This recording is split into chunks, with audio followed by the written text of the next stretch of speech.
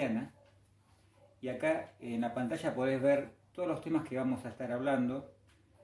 Habíamos comenzado con el tema del pecado, luego la salvación, el nuevo pacto.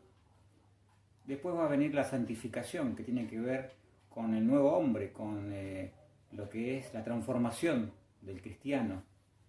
La iglesia, la Biblia, el Dios verdadero, el Señor Jesucristo. Puedes en tu casa tomar nota, agarrar un cuaderno y anotar. Todos estos son los temas que vamos a estar viendo.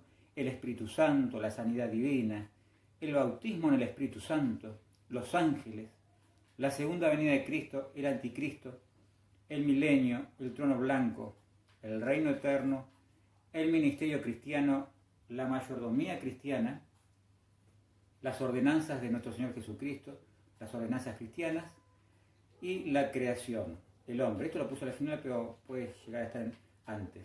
De todas maneras, la idea es que vos puedas ver todos los temas que vamos a estar hablando. Ahora, nosotros vamos a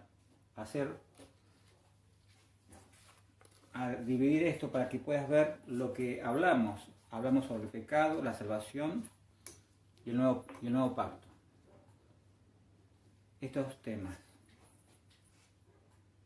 Y nos quedaría en la próxima empezar con la santificación.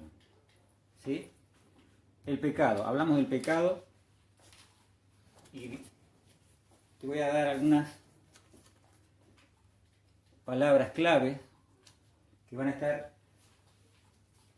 relacionadas con el pecado, que ya lo habíamos dado, pero de esta manera vas a tener en forma visual un panorama más claro del tema.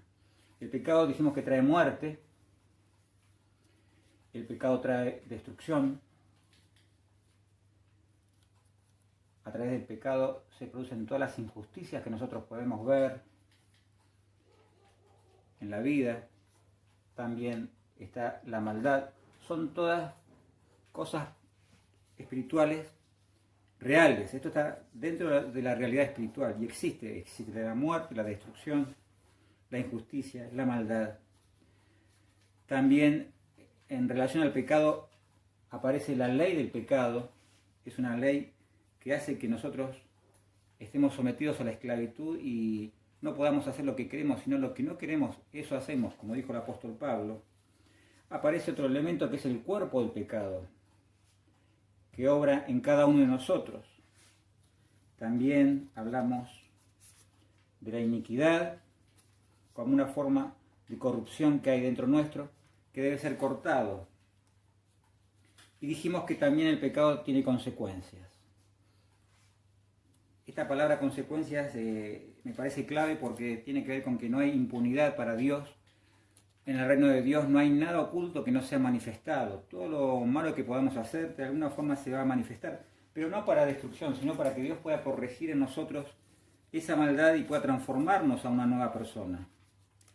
Esa es la idea de Dios. Dios no nos quiere castigar, simplemente quiere que todo salga a la luz para que podamos ser corregidos por Él y a través de su amor y su misericordia.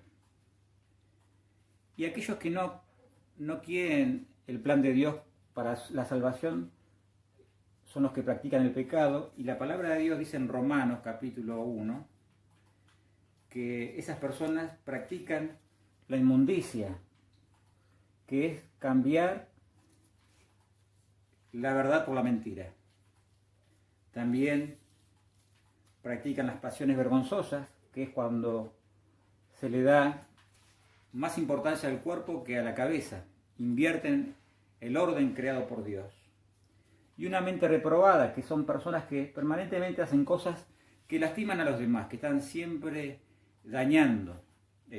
Quizás no se dan cuenta de eso, pero lo hacen involuntariamente, y a veces estas consecuencias las recibimos no porque nosotros hayamos pecado, sino porque el pecado está en el mundo y muchas personas, nuestros padres son pecadores, fueron pecadores, todos los seres humanos, y sus actos maliciosos o sus errores que cometen sin darse cuenta que eso que hacen está mal, van a influenciar en nuestras vidas, en nuestra conducta, y también vamos a sufrir consecuencias. El ejemplo de un hijo que tiene un padre borracho, él va a sufrir las consecuencias de ese padre. Por eso hay un problema acá. Y en ese problema aparece el otro tema que hablamos, que es la salvación.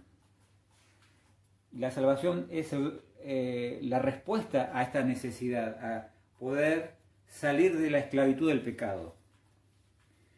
En cuanto a la salvación, dijimos que hay 4 cuestiones, que es el arrepentimiento y un nuevo nacimiento. El arrepentimiento y el nuevo nacimiento es obra de Dios a través del Espíritu Santo. Dios hace que nosotros recibamos una tristeza para arrepentimiento. Dios nos hace tomar conciencia de que tenemos que cambiar nuestra vida. En algún punto tenemos que darnos cuenta que la única solución para nosotros es Dios. Y Dios nos provee una salvación a través de un nuevo pacto, por medio de Jesucristo. Esa salvación tiene un elemento que es el arrepentimiento. Segundo, la justificación por fe. Es un aspecto legal, es decir, ya no hay condenación para los que están en Cristo Jesús, sino que podemos vivir bajo la libertad, justificados por fe, por la fe en la obra de Jesús que hizo en la cruz del Calvario. También a partir de allí, entonces, aparece el nuevo hombre y desaparece el viejo hombre. El viejo hombre estaba lleno de pecado y formaba el cuerpo del pecado, del cual no se podía deshacer. Cuando viene Cristo nos da una nueva naturaleza y comenzamos a vivir la experiencia de lo que es el nuevo hombre según la creación de Dios. Ese nuevo hombre recibe algo que tiene que ver con la santificación, que también es una doctrina que vamos a ver en la próxima. Y ese nuevo hombre es el que pertenece a la iglesia. Este nuevo hombre forma la iglesia de Jesucristo, es el cuerpo de Cristo. Entonces ya no está más en el cuerpo del pecado, sino que está en el cuerpo de Cristo, creciendo, santificándose y perteneciendo a un lugar que se llama la iglesia. ¿Qué es la iglesia? Eso vamos a estar viendo también. Aparece entonces el cuerpo de Cristo como un lugar donde podemos crecer espiritualmente. Y en la salvación tenemos que tener un ambiente de crecimiento que se llama la gracia de Dios. La gracia de Dios te permite renovarte espiritualmente. Siempre, en todo tiempo, en todo lugar puedes recibir renovación. En la gracia de Dios hay misericordia. Dios es fiel y justo para perdonar nuestros pecados, para quitarlos y limpiarnos de toda maldad. Hay misericordia cada mañana, dice la palabra de Dios. Dios renueva su misericordia cada mañana. Y la regeneración, que es esa transformación real que nosotros vamos recibiendo en la medida que nos vamos cada día santificando. Por eso es importante santificarnos. La santificación no es una obra del hombre, sino que es una obra de Jesucristo. Debemos valorarla y saber que a través de la santificación podemos ser transformados a este nuevo hombre, y este nuevo hombre pertenece a la iglesia. Puede haber, una pregunta puede ser, si no hay un templo en mi ciudad, ¿puede haber iglesia?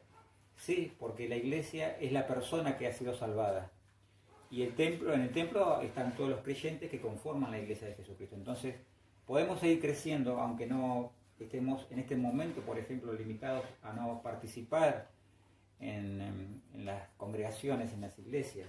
Sin embargo, podemos seguir sabiendo que somos nosotros iglesia de Jesucristo, somos el cuerpo de Cristo. Bien, tenemos entonces la salvación, tenemos el pecado y también el nuevo pacto, que es de lo que hablamos, el nuevo pacto, que también tiene 4 elementos. Uno de ellos es la ley, el propósito de la ley que nos llevaba al nuevo pacto. Y ya no estamos más viviendo bajo la ley de Moisés, sino bajo la gracia de Dios. Aparece otro elemento que es el sacerdocio de Jesucristo. Jesús asume un rol importante que es sumo sacerdote, a través de lo que es el orden de Melquisedec, dice la palabra de Dios, es una teofanía que significa la presencia de la divinidad a través de Jesucristo.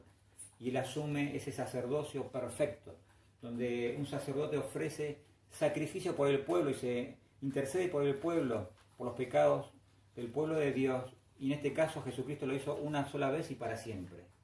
Esa es la gran diferencia, lo que le permite a Jesucristo asumir ese rol como sumo sacerdote. Y a través de eso nos encontramos también con la fe en el Hijo de Dios. Esa fe debe estar siempre en la obra de Jesucristo.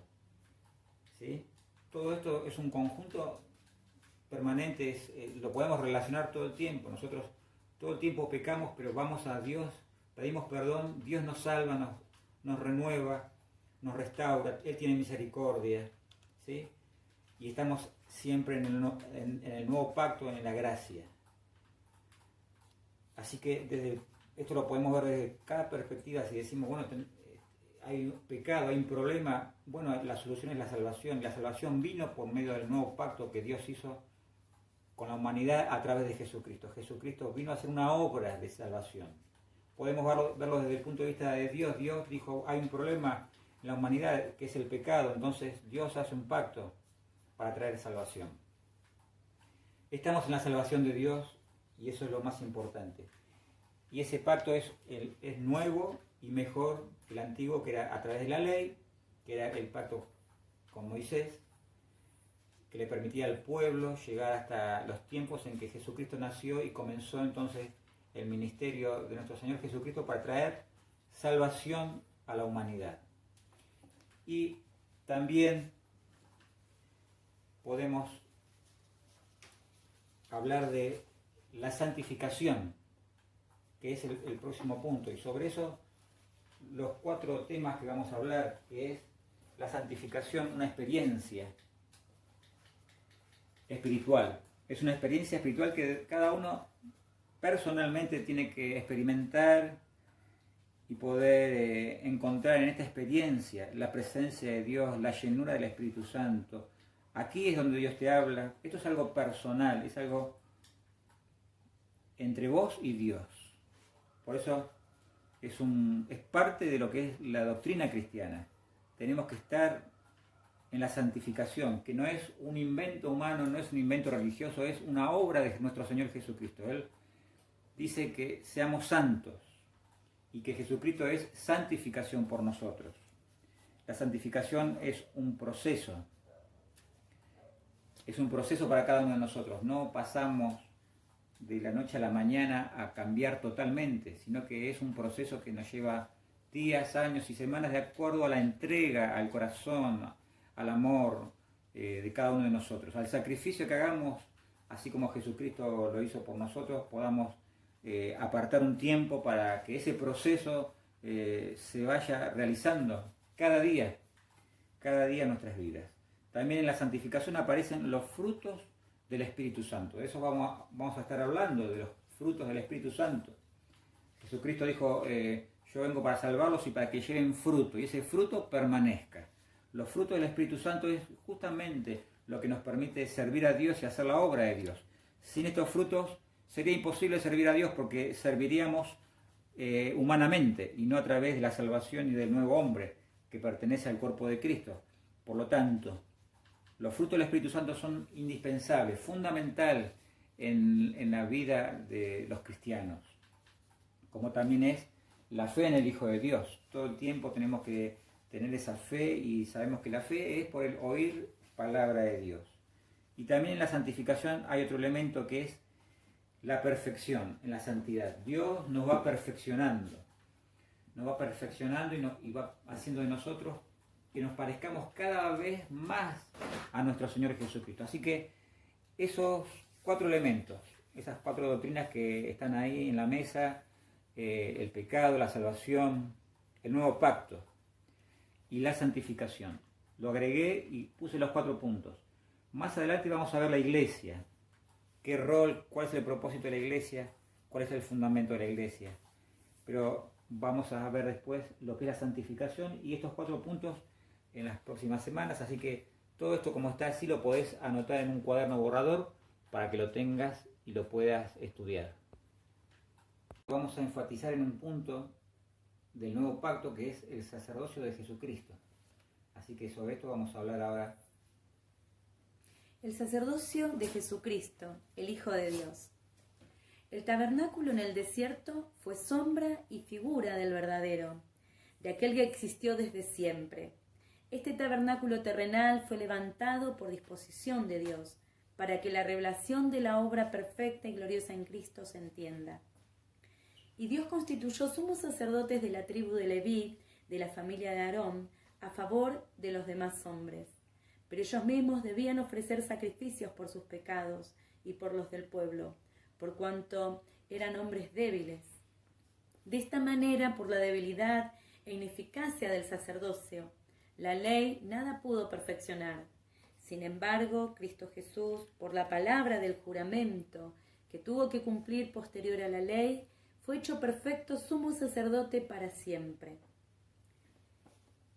Por la palabra del juramento, el lugar de Jesús estuvo reservado proféticamente, conforme al propósito divino, por cuanto su sacerdocio es eterno, de tal manera que no podría haber participado siquiera del servicio levítico aquí en la tierra.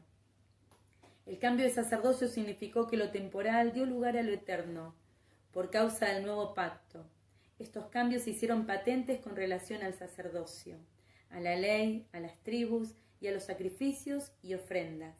Este sacerdocio eterno se dio a conocer con Melquisedec en tiempo de Abraham, 430 años antes de Leví y del establecimiento del sacerdocio según el orden de Aarón.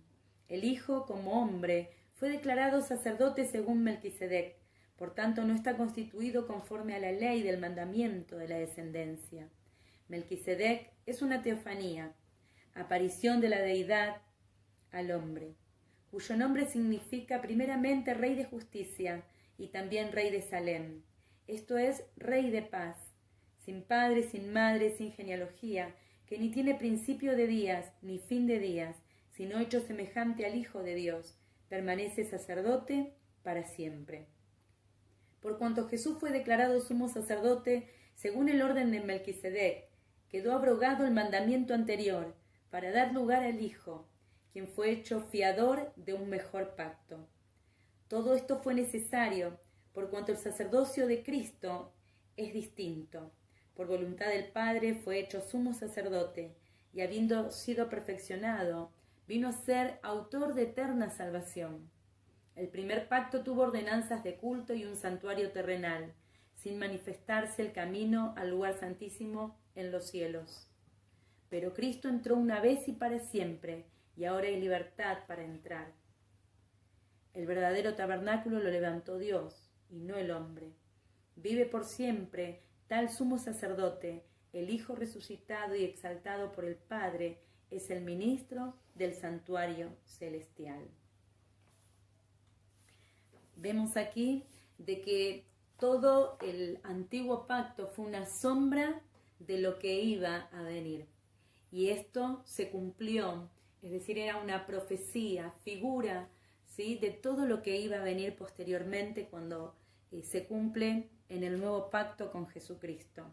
Jesús es el que fue el sumo sacerdote y él mismo también se convirtió en el cordero en sacrificio por nuestros pecados. En el antiguo pacto la ley condenaba el pecado.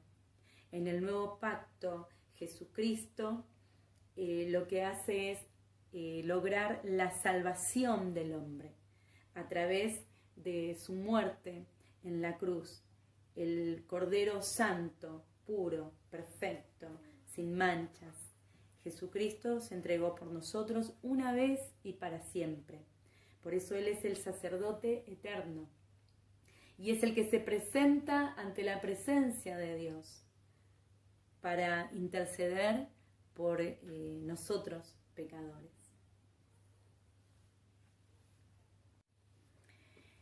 Y el siguiente aspecto del nuevo pacto es la fe en el Hijo de Dios. El nuevo pacto es conforme a la nueva obra de creación en la persona del Hijo. La salvación es mediante la fe, que es espiritual. Por tanto, no es inherente a la naturaleza del hombre ni depende del ejercicio de su voluntad. La fe es un don de Dios y proviene de Dios. La palabra enseña que conforme a la justicia de Dios, los justos por la fe viven. La fe es de Jesús. Él es el autor y consumador de esta fe. Y los fieles la guardan. Los fieles actúan conforme a esta fe. La fe es un don de Dios. La fe es una sola y ha sido dada a todos los hombres para salvación, que es por gracia, no por obras.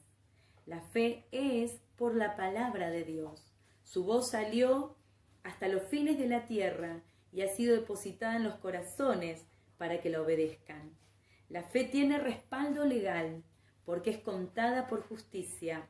Por tanto, Dios justifica al impío sobre la base de la ley de la fe. Solamente por la fe se agrada a Dios, y lo que no es de fe es pecado. La fe es efectiva, opera para vida por cuanto Jesús resucitó de entre los muertos y fue hecho primicias de los que durmieron.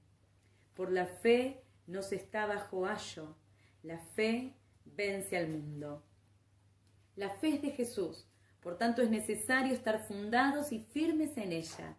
Los que aman a Dios tienen promesa de ser ricos en fe, por tanto retienen las sanas palabras en la fe y amor que es en Cristo Jesús, y porque la guardan hasta el fin y aman su venida, son los que recibirán la corona de justicia. Muy bien, queremos aprovechar para enviar un saludo, un fuerte abrazo a cada uno de nuestros hermanos de la Iglesia de Nueva Vida, de nuestra congregación en Monte Chingolo, Lanús, en Buenos Aires. Y también aprovechar para que animarlos a que sigan conectados y puedan estudiar la palabra de Dios y la doctrina de los apóstoles que nos afirman la fe. Esto lo necesitamos, es la voluntad de Dios, y también lo que nos une es saber sobre todo que tenemos un mismo Dios, un mismo espíritu, una misma fe, y eso trae unidad a nuestros corazones, a nuestras vidas, así que podemos seguir creciendo más allá de que no nos podamos congregar por este tiempo especial de pandemia. Podemos saber que estamos unidos a través de entender que tenemos una misma fe, una misma esperanza, un mismo Dios. Dios te bendiga. Los animamos a que estudien, ¿sí?, a los hermanos, especialmente a los líderes de la iglesia, porque esto trae conocimiento de la palabra. Estas enseñanzas son muy lindas sobre la doctrina, y también todo el conocimiento de Dios nos da vida y vida eterna.